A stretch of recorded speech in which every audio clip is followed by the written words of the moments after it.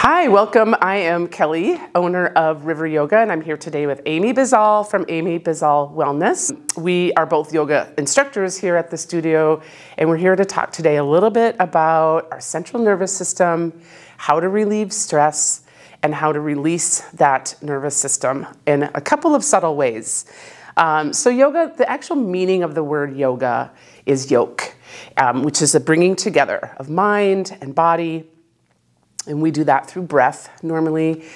And we all know that movement alleviates stress, lowers blood pressure, all of the important health building areas of our bodies and our minds. But today we want to get a little bit deeper, like I said, into that nervous system and find some subtle ways, maybe not necessarily on the mat, but still very much related to yoga, and ways to release some stress. We'll ask you to, if you don't already have something in front of you, a pen and a paper. At some point we will be sharing some breath exercise with a small journal exercise after the breathing. And Amy's going to be demonstrating our first exercise. We'll talk a little bit about areas like of the nervous system, of the neurotransmitters in our body, and how we can release our stuckness, I'll call it, in the nerves to help build balance and trust. And Amy's going to demonstrate one of them because for me to talk through it and demonstrate it, not going to make a ton of sense. But so you all can do this with us at home or wherever you're at in your office. Or if you just want to kind of watch and take it all in, that's fine too.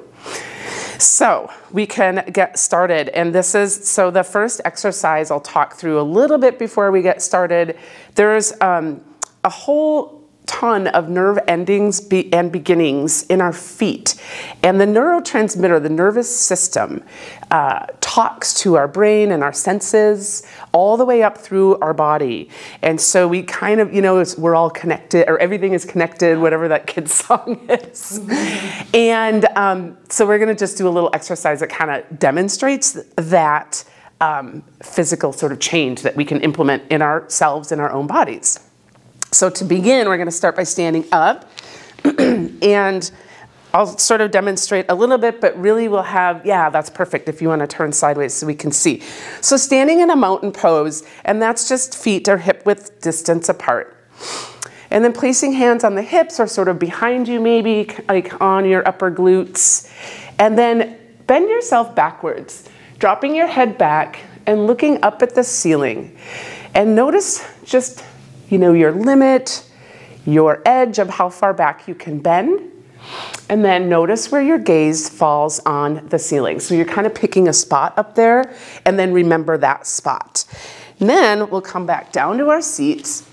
Is there a good amount of time to hold that gaze? I would say just as long as you can capture that spot. Okay. Yep, that's a really good question. And then we'll come down to our seats in a kind of cross-legged position and start to massage the feet. And we'll do this for a good couple of minutes. So get yourself comfy, get ready for that feel-good massage. So yeah, like not only is it like, thank you, foot massage, where have you been all my life?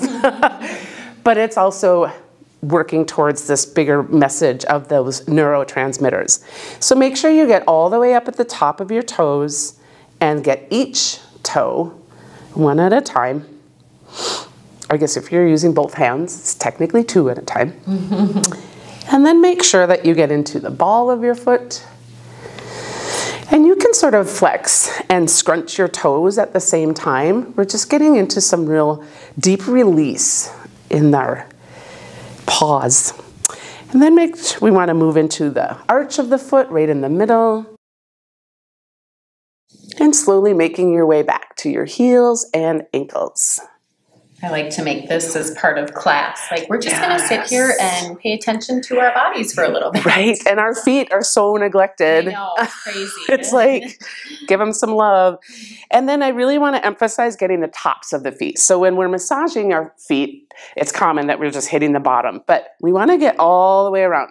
So getting in between your bones of your toes, get right in between there and feel that sort of stretch out. So we're getting a full 360 foot massage, not just the bottoms of our feet. And you can move all the way into the ankles if that feels good too. Yeah, just a couple more breaths here of rubbing into the feet. And so the foot massage, to your question of how long are we looking at the ceiling, the foot massage, I would say you should probably do at least 2 minutes. I don't know if we've hit that time here, but also as long as you want, as long as it feels good. Sometimes people don't want to come out of the foot massage once we start. Now we'll come back up to our feet again and try to stand in the same spot that you were before, pressing your hands on your low back, feet hip-width distance apart, and then bend back again as far as your body allows. Wow, you went way further. That's like insane how much further I got there. It's insane, right? Yeah. So this is a real thing, and I really hope you're trying this at home because look how simple that was to just loosen up those nerves, release any stuckness in there, and then all of a sudden that communication and that trust communication line up to your brain space is wide open. Yeah. So that's I love doing that one to help people see and understand how connected that nervous system really gets us. Great, that was fun. So we're gonna move now, we're gonna talk about the breath. And so this again, very old yogic philosophies, and I'll call it kind of basic philosophies of just breath. And we all know this to be true, but it's different when you intentionally move your breath. And so what we'll do here, and in fact, there's scientifically, on an exhale, you're communicating to your body and your heart to slow down. And so that's why these intentional breaths, and then hopefully elongating exhales, can really, again, immediately show you the benefits of releasing that stress. So we'll start, and this is where, again, I'll prompt if you want to grab a piece of paper and a pen and bring that to your space, because we'll write down a little bit of our thoughts after some breathing exercise. So go ahead and get settled in, get comfortable. Maybe shrug the shoulders up and then drop them down. And that's just a way to help us relax into our seat. And then we'll take 3 deep breaths together. So exhale everything to prepare. And then inhale deeply through the nose. And exhale. One more time, inhaling deep. And exhale.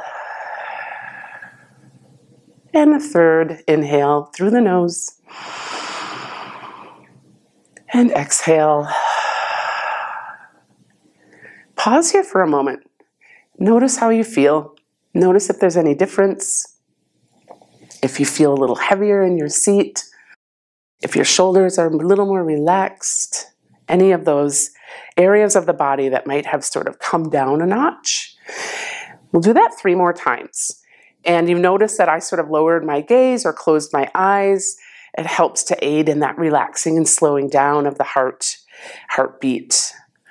So we'll do the 3 more breaths, but this time let's audibly exhale. And what that means is exhaling loudly, right? So, and I'll sort of demonstrate just to be goofy. But so the exhale loudly is like this. So you're inhaling, and then when you let it go, go ahead and push, like really push that breath out. Cool. And then I might cue also after you push the breath out, one last push out. So we're really releasing that breath. So getting comfortable again, lower the gaze, exhale everything to prepare, and inhale through the nose. Let it go. Push one. So you're really contracting, right, when you push. And then inhaling again through the nose. Let it go. One more time, inhaling deeply. Let it go. And then pause here, normal breathing. Notice again if you've changed your breath, your disposition, even your brain space. In fact, now if you wanted to grab that pen and paper and just make a note, because writing down what you've noticed or any change in how you've felt. And you don't have to keep this forever, but writing it down implants it a little bit stronger in your brain space so that you remember how potent this practice can be. I definitely felt my heart rate come down a little bit in those first 3 breaths. Yeah, with that last releasing breath, I felt like my whole face released. Really? Yeah. Yeah. I forget that the intentional pushing of the breath can do that too. Yeah, releases all that muscle tension that we all hold on to. Yeah, so that's, again, these are just those really subtle and simple areas of practicing into release and practicing into connecting to our nervous system to help it, like I said, just come down a notch. Tools you can really use at any point. At any point. Yeah. Yep. Yeah, in fact, that breathing one that we just did with the pushing of the exhale, try that while driving. Okay. Game changer. Yeah. You don't have to be sitting in the chair on the mat. Great time when I need it Right? We all do. Okay, so then the last thing that we really wanted to talk about today is our fight or flight response. And this is a primal mammal response. All mammals carry this process within their bodies and in their nervous system. We're hardwired to react to danger or threat. And this is a good thing. We want to be able to react to danger and threat. So, classic example, stepping off the sidewalk to cross the street and someone is quickly making a left turn. You're going to stop and you're going to back up like real fast. This is the proper use of the fight or flight response. What has happened to us in the human race is we have lost the ability to do a full release of the fight or flight. So we'll respond to a lot of things that maybe aren't necessarily threats or danger. So you'll get sort of let's say you're driving, let's use a driving example again, and someone cuts you off and you get really kind of PO'd about that. That is actually technically a fight or flight response in an area that you're not threatened. And so this is just how habitually we have come to respond to a lot of stimulus out in the world. So the fight or flight response, it activates, so it sees and it senses the danger. Yep. It activates the muscles, the technical response to whatever needs to be done. Yep. Out in the wild, that's going to be an animal like running from the chase, right? Running for their dear life. And an animal in the wild, when they get to safety and to the bushes or wherever safety is or up the tree, they shake it out. And you've seen this like in dogs or cats even. They'll just do a full body shake all the way down. And that is the final cycle of a fight or flight response. And that is the release. Mm-hmm. And that is what we have lost as a human mammal in our world and in our lives, is that release. So what we're going to demonstrate for you today, this is kind of fun, is ways that you can actually shake that out. And this can be useful not just like immediately after a fight-flight response, but any time. Because that fight-flight response metabolizes and holds in your cellular structure, in your nervous system, anytime that you do the shaking that we're going to show you in a second here, anytime you do that is going to be releasing that from your cellular structure. So we're getting a little sciencey and a little nerdy, but that's okay because now we're going to shake it out. Yeah. Okay, so let's stand up for this one too. And again, if you're at home and you want to join in, please do. If you want to watch and take it in, that's fine too. So we're going to start with our feet. We're going to kind of move up the body. Okay. So literally just leaning over, and if you need to use the wall here, by all means, and just shake your foot. And just shake, shake, shake as much as you want. You can go side to side. You can go front to back. And then move that all the way up your legs. So now your knee is getting a little more shake engaged. And kicking, like sort of kicking it out, that feels good because that's getting up here in your thighs and glutes. So really just getting a shake, and we'll switch sides. Whoa, I'm having less balance on that side. So I'm going to use the wall.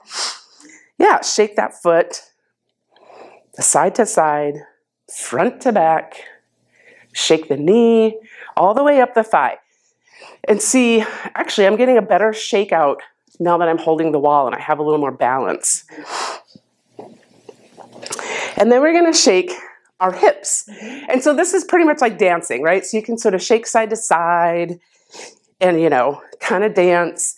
Maybe you want to go all the way in circles, just loosening it up, getting some movement.